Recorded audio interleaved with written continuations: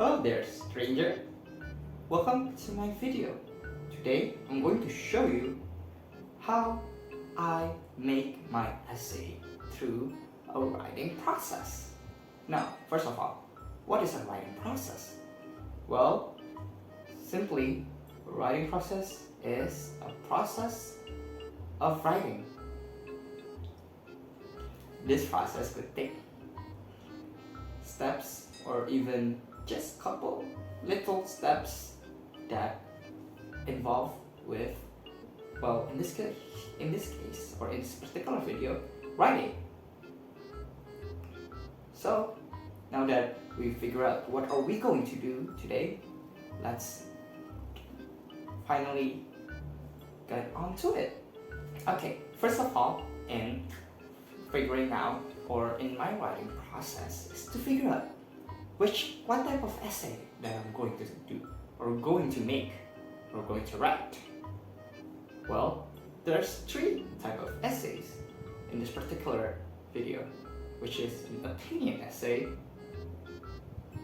a problem solution essay, and the last one is agreement and disagreement essay. Out of these three essays, I'm choosing the opinion one. Well, because, just face it, I have an excellent opinion.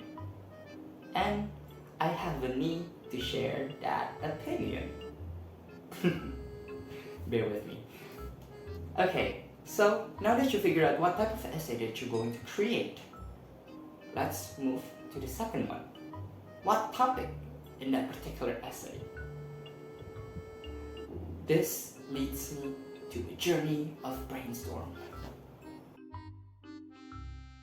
One day, this natural phenomenon happened called a solar eclipse. It was all the rave, especially in Western media, especially America, since that is the place where the eclipse happened. Back then, solar eclipse was all about it. And I thought to myself, damn, I love solar eclipse. Should I just write it in my essay? Then I realized I have an essay. Whoa. Then, what am I going to do with this solar eclipse in my opinion essay? Do I just need to say solar eclipse is great?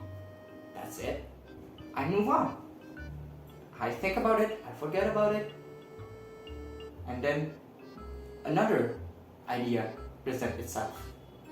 This idea is the one that shakes me to the core, which is an earthquake. Well, and then there's earthquake that happened in, if I'm not mistaken, in the Banten Sea. It got trend on TikTok and on Twitter and any other social media platform. And this trend made me think, whoa, should I just write a topic about how shocking it was? Then I realized, and then I know that it's impossible to do something with earthquake. And then I finally shuts down and listen to my favorite song. Well, in this case, artist, which is Taylor Allison Swift. Who could have seen that coming? My friends probably. And while in the pandemic, while I was in total despair, there's two albums that pulled me out of it, which is the sister album Folklore and Evermore, and how it is one of the best Taylor Swift work out there. And I thought to myself, this sister album always get compared, and as an opinionated person who have a need to send his opinion away and make the world know his opinion, I read about how Evermore is a better album than Folklore.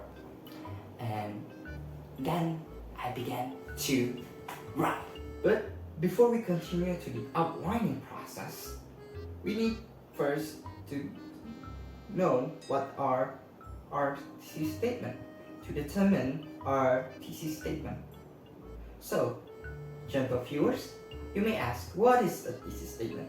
Well, to boil it down, a thesis statement is a statement or sentence that will contain all of the subtopic that you're going to talk within that essay.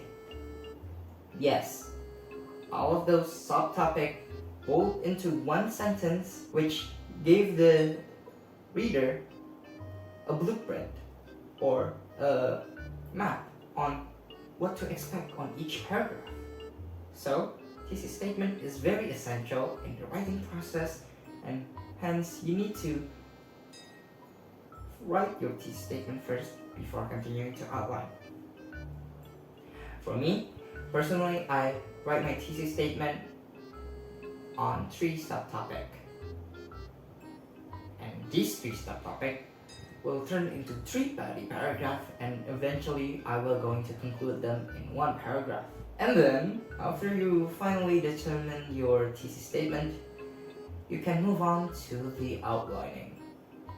Now that you have the thesis statement, outlining should be very much easy for you, since you already know what to expect, how many body paragraphs there are going to be present there. For me, there's 3, so there's around 5 paragraphs. The introduction, the 3 body paragraph, and the conclusion. So, I'm going to separate those 5 paragraphs and then dissect them. What am I going to talk in each body paragraph? For the introduction, there's gonna be a thesis statement, and then there's going to be a hook. A hook is important, especially to reel in your reader, to make them essentially hooked. So, after you finally hook your reader, you need to bridge that. In terms of content, how is this hook relevant to the thesis statement? After determining that or writing that, you can move on to the next body paragraph, where you need to essentially begin with the topic sentence and then end with the conclusion of what you're going to talk in that subtopic or in that paragraph. For me, what worked for me, I write bulletin points. I'm going to write a short sentence on what I'm going to do right there. Okay, so after I have this bulletin point, I make that bulletin point into instructional sentences. For example, compare the lyrical analysis on Evermore and Folklore. This instructional sentence helps me define what am I going to do in the first draft, what am I going to write, what am I going to need in this lyrical analysis. That is what works for me. And then, yay, you did it. Create an outline that works. And then, let's move on to the next step. Next, come the first drafting. The gentle viewers, did you know that the first drafting is one of the fun parts of writing an essay? Yes. In this part, you can write anything as long as it is within the boundary of an outline and your thesis statement. You can write as much as 5,000 words or as little as 600 words. In this stage, you need to focus though on the elaboration of the subtopic that you put on the thesis statement,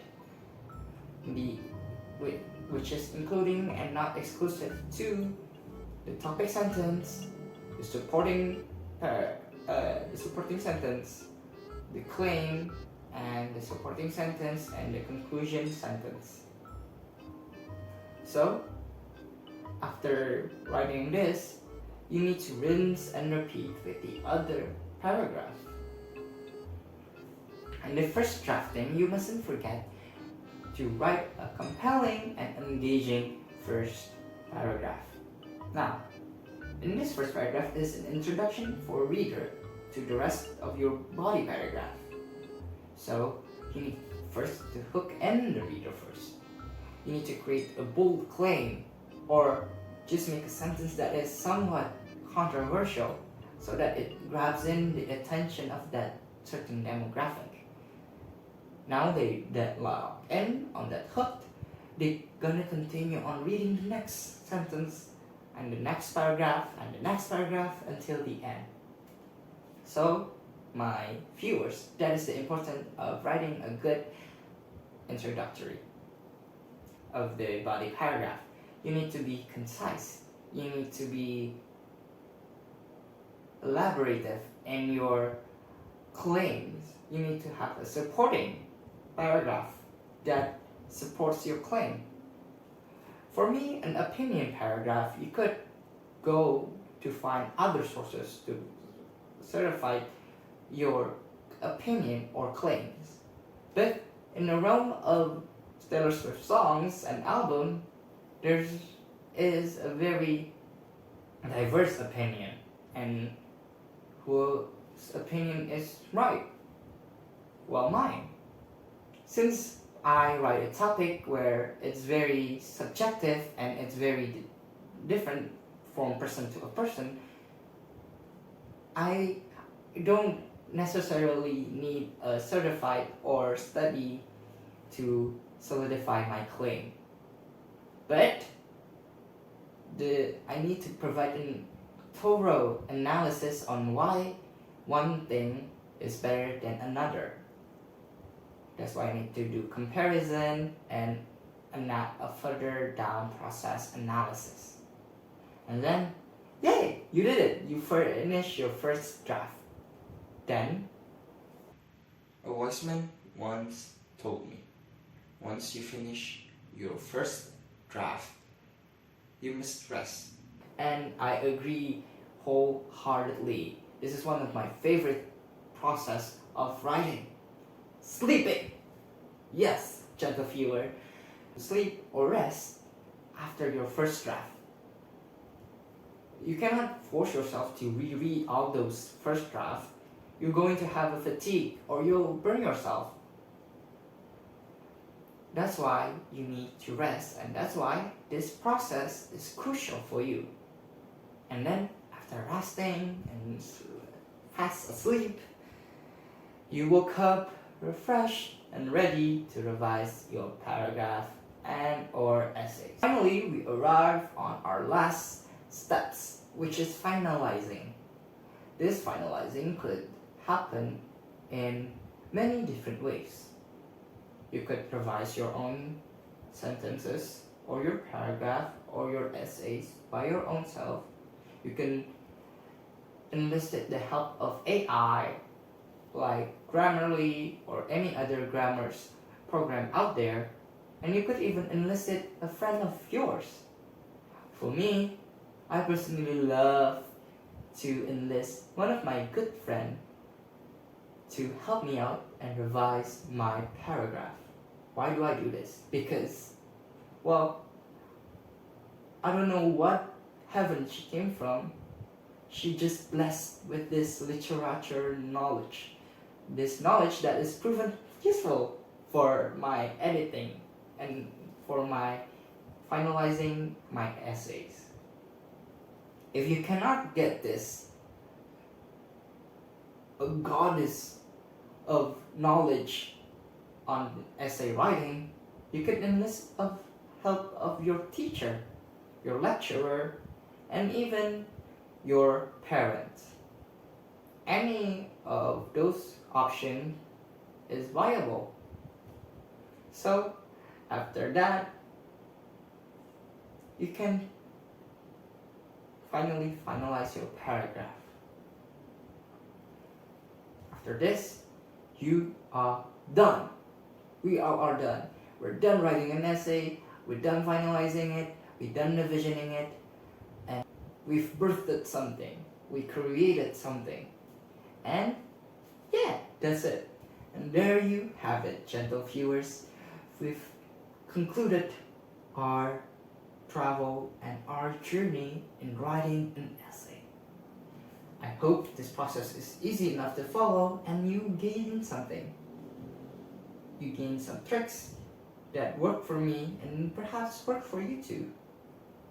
And hopefully it'll help you in your writing journey of writing essays or any other literature product.